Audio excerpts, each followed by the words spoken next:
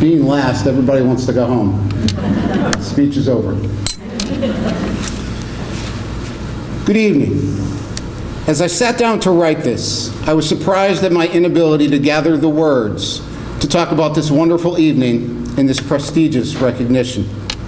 I think it might have been the limitations Karen Pachter put on me to speak for 3 to 5 minutes that threw me off.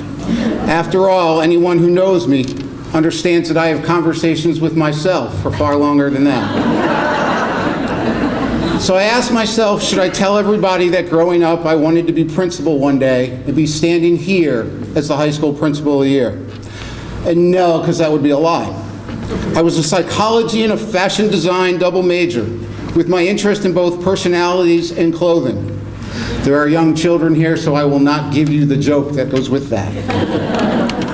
Or should I tell the story of my dad, who was a master teacher for 41 years in Fairfield, and who said to me out of the blue, 6 weeks before he passed away 25 years ago, that I had better not ever go to the dark side and become an administrator. He's watching me, so I can't say that.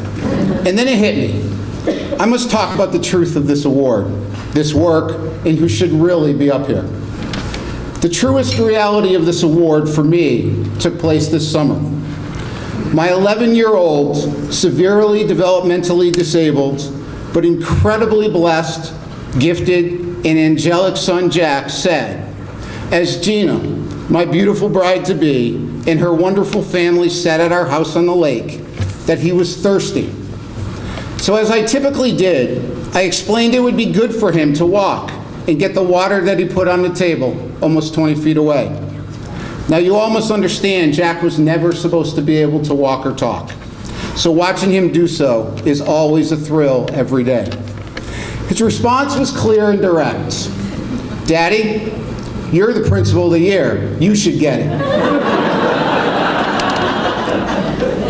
This incredible award, of which I am deeply humbled and honored to have received, is in reality unimportant if we aren't understanding the real truths. And those truths are twofold. First, as I have always said, just as no one teacher should ever be expected to move all the kids in a classroom by themselves, one principal cannot move a school by themselves. I am blessed with the best administrative team that I could ever ask for. Sue, Julie, Deborah, and Patrick, thank you for everything you do every day.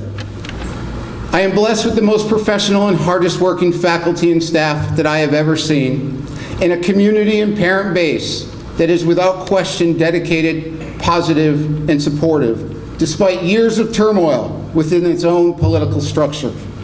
Combine those with a superintendent, Dr. Anthony Serio, a school corporation and trust that all say yes to most of our ambitious vision, and it's easy to see why my dear son Jack is not at all impressed with any plaque that has my name on it. However, he proudly wears anything that says Gilbert on it, because I think even Jack, with his limited understanding of the world, knows the institution is truly more important than the individual. His lesson this summer reinforced that this reality is doing the things to help others get the job done. My role as principal is to set things up, practice what I preach, and get the hell out of the way. I learned early on, to get people to succeed, we as leaders must set them up for greatness, believe in them, and let them shine. Empower them, support their love of their craft, and let them be a butterfly. Never clip their wings. Educators go into this glorious career for all the right reasons. We must not let the bureaucracy or negativity drive them out. The second truth that this award reiterates for me is why I have also said from day one regarding my role at Gilbert. As principals, we are the orchestra leaders. We do not make the music. All the others within the school do.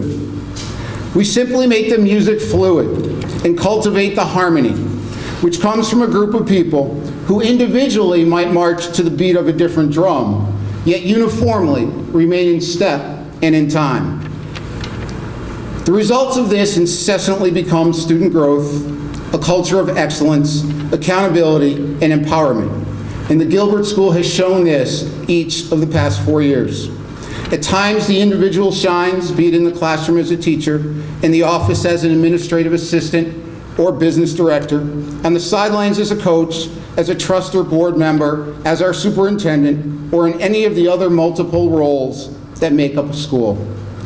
Yet it is only when each work collectively that a school can continuously improve so that multiple generations of families are guided by a sphere of influence a successful school provides when its faculty and students are interconnected with each other. The Gilbert School deserves tonight, not Alan Strauss, because it interconnected itself by creating a calling card that the community, students, administration, faculty, support staff, board, and our trust hand out every day, which says one simple thing: all students can and will succeed. It is why in 2016, Gilbert received a silver medal from the U.S. News and World Report for the first time in its proud history, and why we were ranked #1 in Connecticut and 125th in the nation by Newsweek magazine in its Beating the Odds list this past year for what we do for students who do not have a great deal of money. Yet our work has only begun. None of the 5 of us will look at these awards as the story. Well, I bet we're going to look at them proudly tonight and maybe peek at them once in a while. Jack, however, could care less. Rather, as successful leaders, we will spend most of our time looking at which student did not succeed, which student did not feel empowered, which student voice did we not hear, and what teacher could we have done more for. And that is what drives our work. And only then, if we ever reach them all, will we be able to say we really reached the pinnacle. That's the motivation that drives the people sitting here tonight and the people who deserve this most, my colleagues and friends at the Gilbert School. I do not want to be known when I retire as the Principal of the Year. I want to be known first as a loving husband to Gina and a dedicated father to Jack, Lila, and Taylor.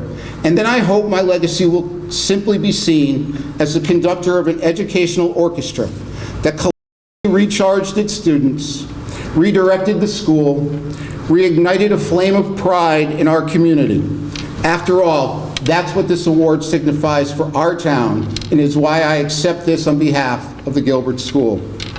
Thank you to Cass, Carissa, and Karen in particular for all the work you do to support administrators, to support excellence in education, and to support students.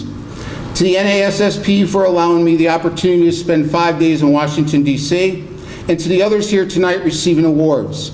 I am proud of the work each of you have done within your buildings. I give elementary school principals the biggest applause.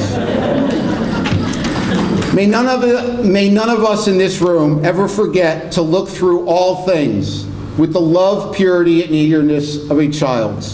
And as I leave, may we all remember these words: be silly, be kind, be thankful, be weird, be unique, and always be the voice for those who have none, especially our students. Thank you very much. I am deeply honored.